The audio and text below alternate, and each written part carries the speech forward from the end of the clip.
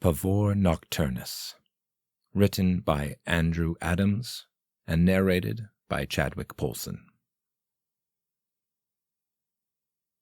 Awakened by a sound of my own creation, exactly as the night before, and the night before that. 3:21 a.m. once again. But why have I awakened at this precise moment, like clockwork, from yet another slumber? There must be an answer better than no reason at all.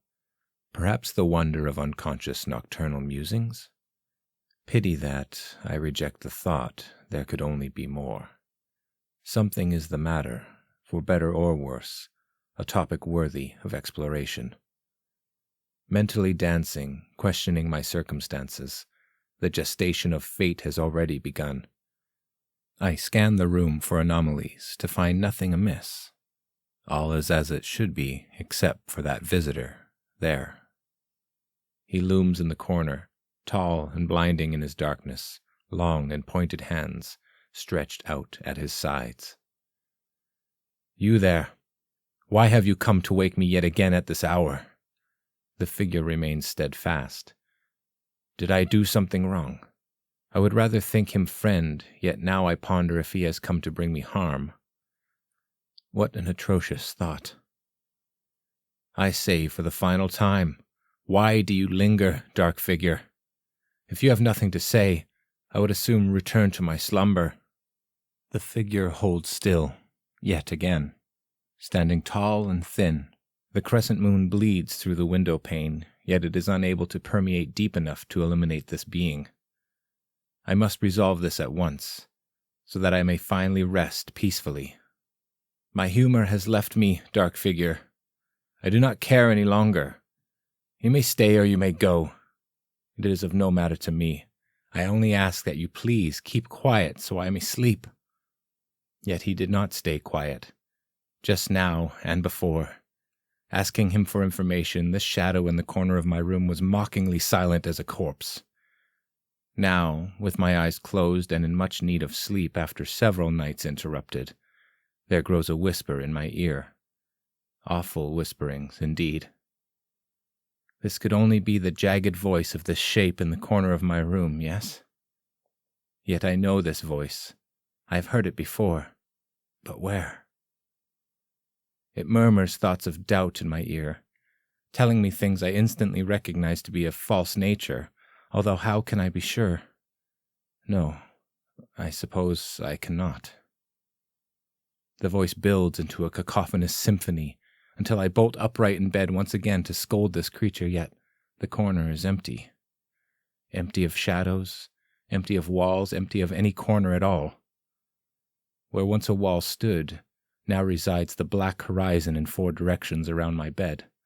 Nothing as far as the eye can see. Is this death, or a dream that plagues me now? Waves of reflection grow increasingly larger until the walls rapidly snap back into place, growing closer and closer still.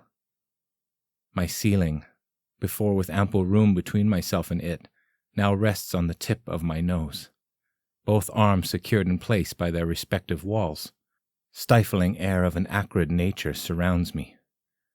I would shout out if I were able to, yet the air is unfit for consumption, and thus all that can be heard is a modest gasp. My chest and the lungs within, so reliable for so many years, now fail me in my time of greatest need, which is to say the present moment. Cinder blocks depress my ribcage downward into the bed, and further onward still, leaving me extraordinarily uncomfortable with an increasing knock below my throat. Is that my heart, beating harder than it has ever been asked to before? The rhythm between contractions grows shorter as the pounding grows harder, harder. Each successive beat could be the last, giving the impression that it could pump hard enough to split in 2. The pounding has grown so forceful, it compels my body to expel a breath of air that is no longer there. My goodness. Complete and utter darkness.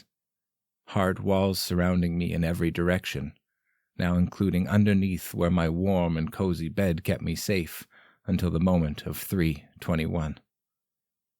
This must be the final resting place, my very own coffin. I do not like it. I do not like it at all. If only I could fight, break through this paralyzing prison, yet the pesky cinder block on my chest pins me still. Surely I do not deserve this. Certainly, my many faults notwithstanding, I deserve at least better than what lies in wait. No, I cannot accept this fate. I must resist. I must struggle in any manner at my disposal.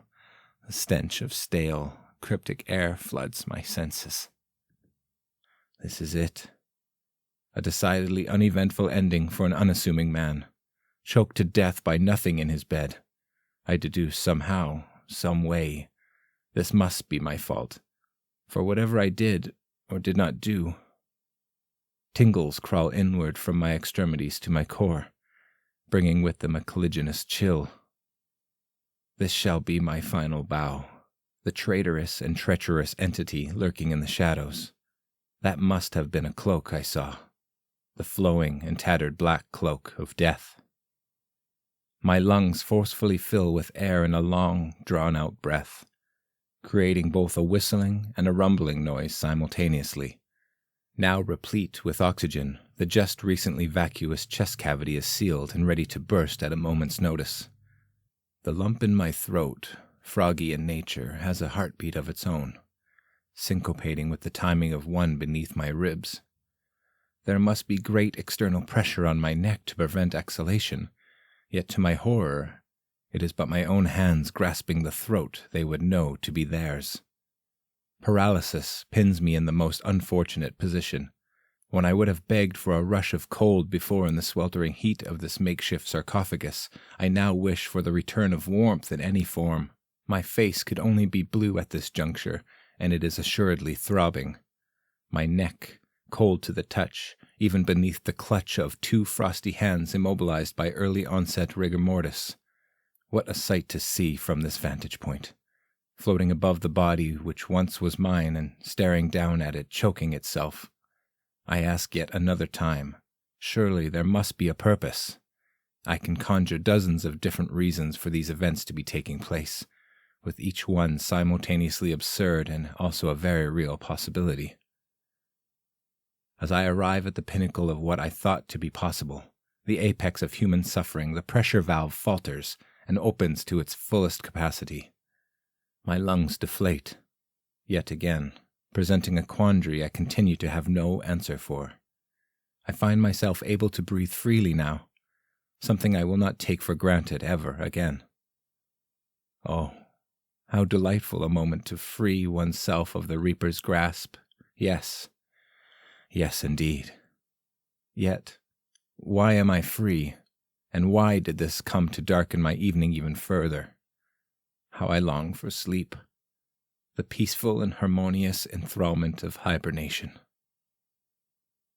Giving one final authoritative squeeze, the wooden walls that have been pressing into me from all sides suddenly retreat in their respective directions, now resembling the catacombs of a tomb more than a coffin. My ceiling, now back where it began early on this night, features a small white dot in the center. Might it be a star? No. Stars should not typically move, and certainly not towards me. This mysterious white dot grows in my line of sight, now slightly resembling an egg. Closer, closer. It is an eye? A rather large eye, in fact, nearly half the size of the ceiling and identical to one of my own. This giant eye, unblinking and unwavering, stares into me with relentless fervor. My thoughts, my fears, everything I ever wanted lay bare before it.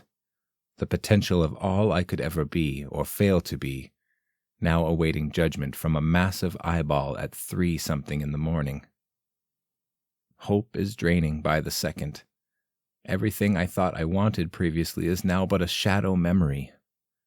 I must ask myself at least once more, how many nights in a row have I been disturbed in the same manner? Sinking into the bed under the weight of this eyeball's gaze, I find myself in the now familiar situation of being unable to move again. How unfortunate. What does it matter anyway? Everything is this eye's fault. I had complete control over myself until it showed up. I despise it. I despise the eye for everything it is. This thing sees me, inside and out, and now it mocks me for my lack of ability to sleep. Yet, why should I even sleep at this juncture? Feeling empty inside, lacking hope, hating everything around me, and constantly questioning myself, what exactly is it I hope to escape from? Caring about, well, anything at all now suddenly feels like a Herculean task, unbefitting for the sleep-deprived. So be it. All of it. If this morning's display is death's talent show, then be that as it may, I care not. This room, the creature, this bothersome eyeball, none are any more significant to me than a spider underneath my bed. Good night, eye. I hope you attained what you came to achieve, although I have nothing left to give you after you have taken what little remained of my night. The sun must be very nearly rising now, and I have laid here awake for hours once again. Be gone with you. The eye blinks and stares judgingly, yet it does not leave. No matter. I am now free to move at my own will, which I use to roll myself back to my side where this adventure began earlier tonight, where it began last night, the night before, and even the night before that. My newfound sense of apathy sends me right off into a deep and restful nap before beginning the day. I awaken now to a sound, unknown in origin, but at any rate my morning can wait no longer. The room is still black with just the right amount of moonlight peering in. I must not have slept long, although long enough to feel a degree of separation from my nightly escapades. To my shock and surprise, the clock cannot lie. Yet it reads 3:21 a.m. again. How exactly could this be? I tremble at the thought and survey the room. Hello, old friend. Fancy seeing you again. I greet the tall figure in the corner with his long and pointed hands raised for effect. As the walls begin converging, I pull up the covers and can't help but grin. Oh, this is hell we're in.